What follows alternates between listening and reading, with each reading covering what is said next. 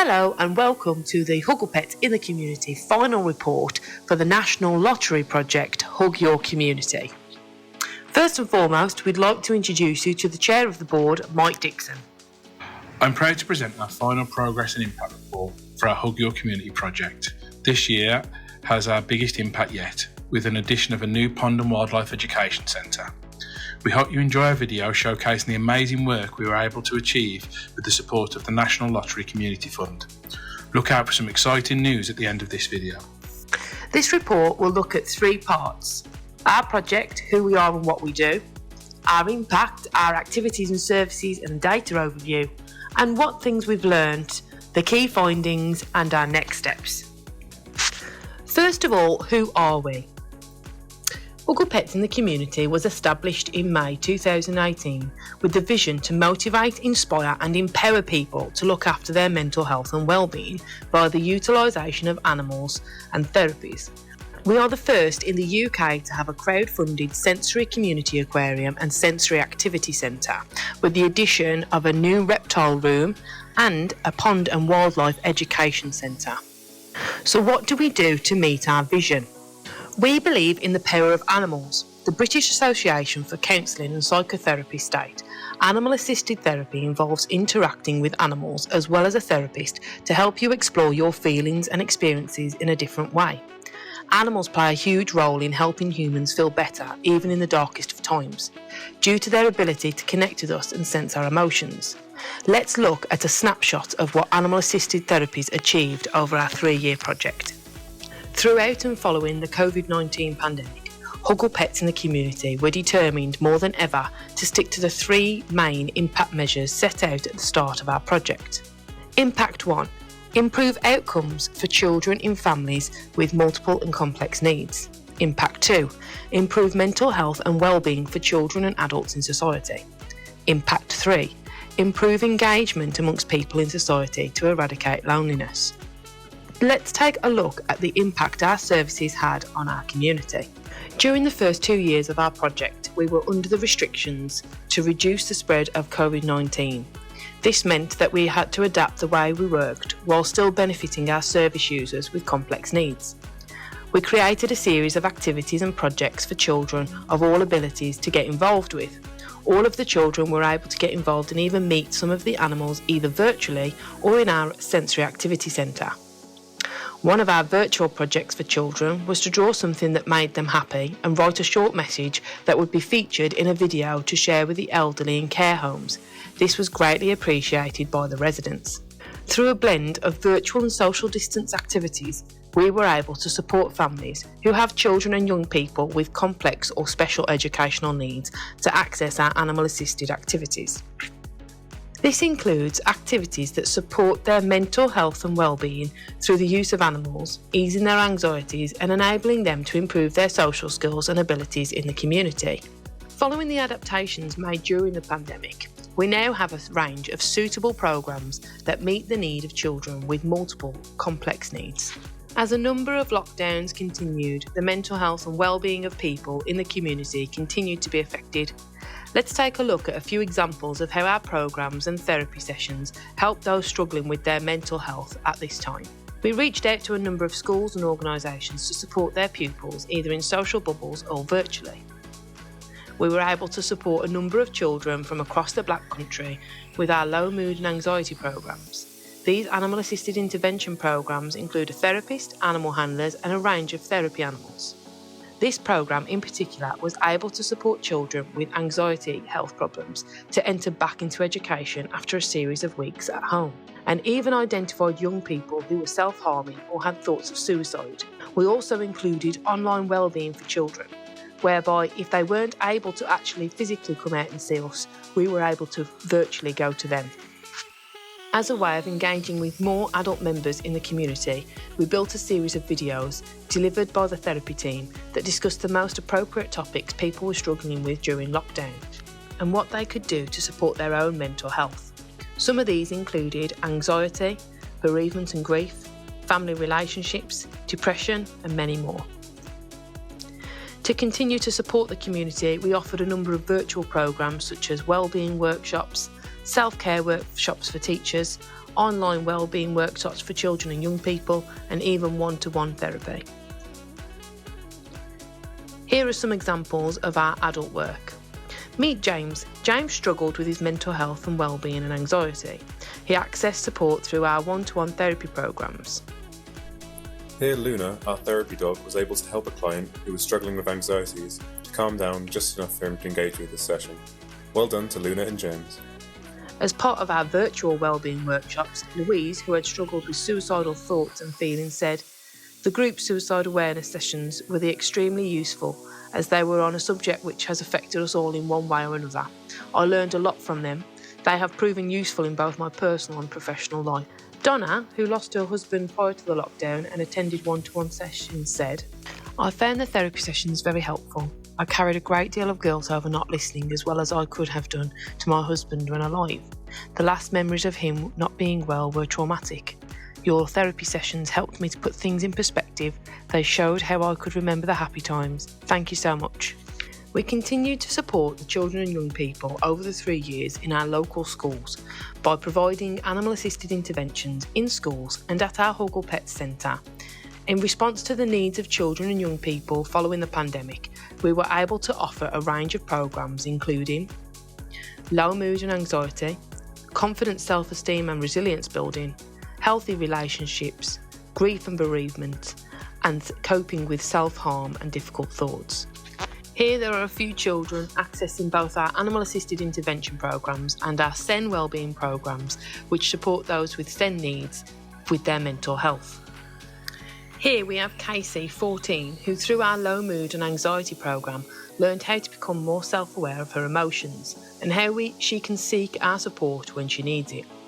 Meet Maya, aged 13, who attended our SEN wellbeing program, who wanted some support with her confidence and handling animals. Here she is with her bestie, Rhonda the rat, on her shoulder. Next, meet Zara, 7, who is very shy, scared of certain animals and reluctant to speak, but following our confidence and building program, here we see her feeding our therapy dog Luna, and she felt more comfortable talking in front of the group. Here is Raphael, 9, meeting Rhonda the rat. Raphael, who is usually very shy, really enjoyed the confidence building program, with comments from school stating they noticed a new level of confidence in him they had never seen before. Meet Chloe, age 14. She engaged really well in her low mood and anxiety program and shared her feelings, although this was something she found uncomfortable at first. Next is Riley, 7, who is cuddling our therapy dog Indy. Riley learnt from his confidence and building program that he can feel more comfortable in sharing his worries. Next, meet Jenna. She wanted our help in building up her confidence to speak in class and handling big animals. Here she is holding Barbara the bearded dragon. She commented that the group sessions helped her to build her confidence to speak in a small group. Meet Dylan, age 14, who did really well sharing his worries in our low mood and anxiety program. He was sometimes very quiet but identified several coping strategies he could use when feeling low. Finally, meet Nelson, age 7, who was scared of animals and wanted help with understanding emotions. Here he is with Millie the rabbit having a cuddle while speaking with our SEN coordinator about what makes him happy. In our second year with the National Lottery Community Fund, we had the pleasure of hosting the Prince and Princess of Wales, formerly Duke and Duchess of Cambridge, for Mental Health Awareness Week. Here you can see how the Prince and Princess engage with the animals, and we're very interested to hear from the children how the animals help them to cope. They discussed with our animal handlers how, because animals have emotions, it helps children to understand and relate to them in the sessions. This in turn helps to break down barriers for the children to talk about their feelings. Following the sessions, the Prince and Princess visited the Sensory Community Aquarium for some relaxation and exploration. We also received a letter from the royal household following the event saying, "Their Royal Highnesses were delighted to pay their first visit to Wolverhampton and have the opportunity to drop in to the animal assisted intervention session. It was a pleasure to speak with the young children and to witness how the animals supported their social, emotional and mental health. I think it would be safe to say that Barbara, the bearded dragon, did not disappoint." Over the last 3 years, the pandemic has increased the isolation and loneliness of people in the community. As a way to combat this, We organised and were a part of several activities to help reduce isolation to support people's mental health. We engaged in a number of virtual tea with a twist sessions. These are coffee mornings with our therapy animals. These sessions also included some animals that are owned by members of the community. Meet Gilbert the Golden Retriever, who even dressed up to join us. We also held a number of sessions in person, following social distancing rules. Here we have several community members enjoying meeting our animals to help ease anxieties and stress. We also supported the local hospice in Wolverhampton by completing a series of wellbeing calls and visits with our animals where possible. We also supported the local college with their fundraiser in the park. As part of our work in the community, our little ambassador, Logan, aged 7, made several calls with staff and residents in care homes, showing them a special video and his animals from home and baking a cake with his mom for key workers. Another adaptation that we decided to do was to engage with the older generation in the Wolverhampton area via radio. As many elderly ones were not tech savvy, we wanted to ensure that we could engage with them and do something fun. We had support from local businesses who completed a quiz on the radio over a week to help fundraise for our work. This radio quiz alone reached over 3,000 people a day. We are pleased to be able to report that over the 3 years of delivering Tea with a Twist and several community events, that we have supported members of the community to make real connections, friendships and overcome obstacles with their mental well-being that they never thought possible. Over the last 3 years, a huge 1,298 people have accessed our animal-assisted therapy programs. This is made up of 87% children and young people, 5% of adults and 7% not declared. The demographics of service users are 60% were from Wolverhampton, 17% from Walsall, 6% from Dudley, 14% from Sandwell and 2% of other. The ethnicities of our service users are 56% are white, 6% are Asian, 5% are black, 3% are any other mixed background and 28% is not declared. Next is our outcome measures via RAG rating. 61% was green, 25% amber and 14% red. The programmes attended: animal assisted activities was 21%, animal assisted interventions 65% and one-to-one provision is 13%. Next, it's our Tea with a Twist. A fantastic 10,019 people have engaged with our Tea with a Twist sessions over the last 3 years. The age ranges of our service users are 22% is from 0 to 12, 15% is 13 to 17 year olds, and 47% is adults of 18 plus, and 16% not declared. The demographics of our service users: 42% were from Wolverhampton, 1% from Walsall, 2.6% from Sandwell and Dudley, and 53.9% either from other areas or not declared. We've also had 27 fantastic volunteers who've supported us in running programmes and activities over the last 3 years.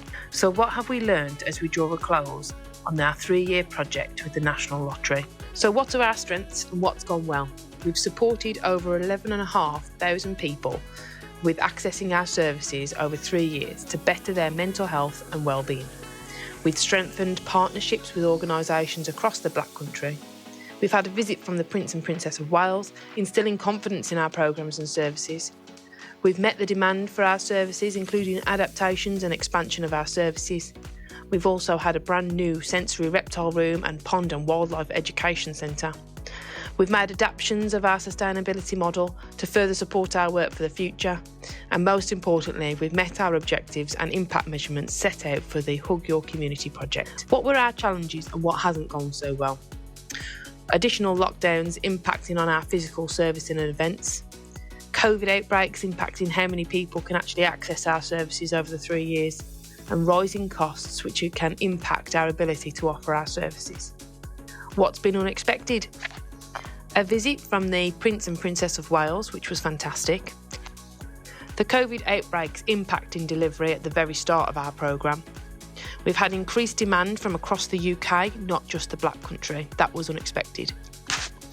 And the growth in demand for our services for children and young people in particular. But before the end of this video, on behalf of all the staff at Huggle Pets in the community, we would like to say a big thank you to all of our service users, volunteers, partners, and of course the National Lottery Community Fund for helping us to make a difference to the lives of many vulnerable people in our communities. Here is a big thank you as well from our animal therapy team. But wait, we have a little announcement to make. As of the 1st of April 2023, the National Lottery Community Fund have informed us that we have been awarded 3 years grant funding to continue our work in the community with animal-assisted therapies. This project is called Hug Your Community 2, which is from April 2023 till March 2026. Thank you to the National Lottery Community Fund for making this happen. Next is a few pieces of feedback that we have received from service users, organisations, councils, schools and community members about our work over the last 3 years.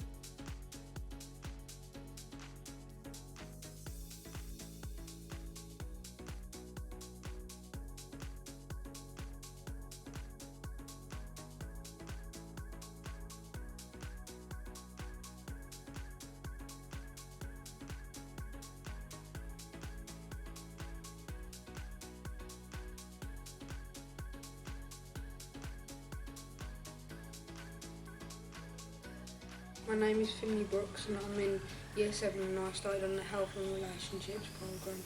My name's Kezia. I did low mood and anxiety and I'm in Year 8. I'm Claudia, I'm in Year 7 and I did the health relationships and the individual sessions. My name's Elise, I'm 13 years old and I went on low mood and anxiety.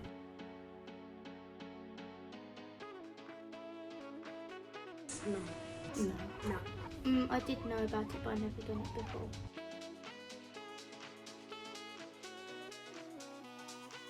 Yeah, I got animals in the session. Yeah, animals is the one I would have chosen. With animals. Animal.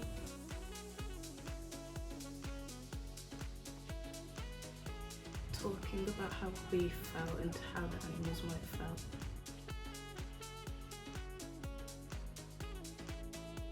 The best thing about the sessions was that you got to talk to other people. You got to talk to like your mentor in a way and got to stroke animals and talk about feelings.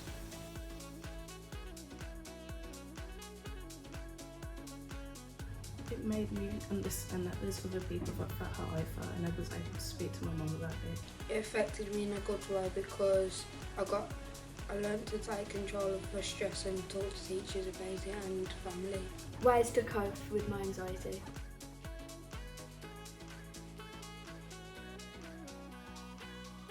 Yes, because I've got a friend who struggles with anxiety and making friends and talking to people. Yeah, I did tell my friend about it because he was having the sort of same problems and people in the group with me, and he knows he's doing it and it's helping him. Yes, probably because my friend, she has really bad anxiety and it would probably help her as it helps me. Yes, definitely, because My mate suffers with low mood and she doesn't get out as often, and I think it would be better for her to talk to someone about it, and it would be much calmer with animals.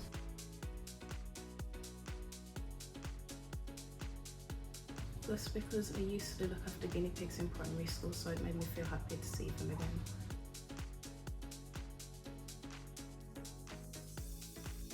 I found it more comfortable because then I kind of found it as in like nobody else like knew other than my therapist.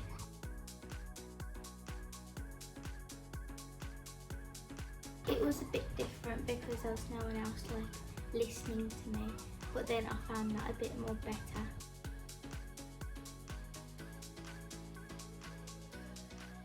How to control mental health and everything, and how the difference between good relationships and bad relationships. But there's other people that can go through the same thing as you. That you can't see depression in people. It helped I learned how to like control my mental health and like how to help in that.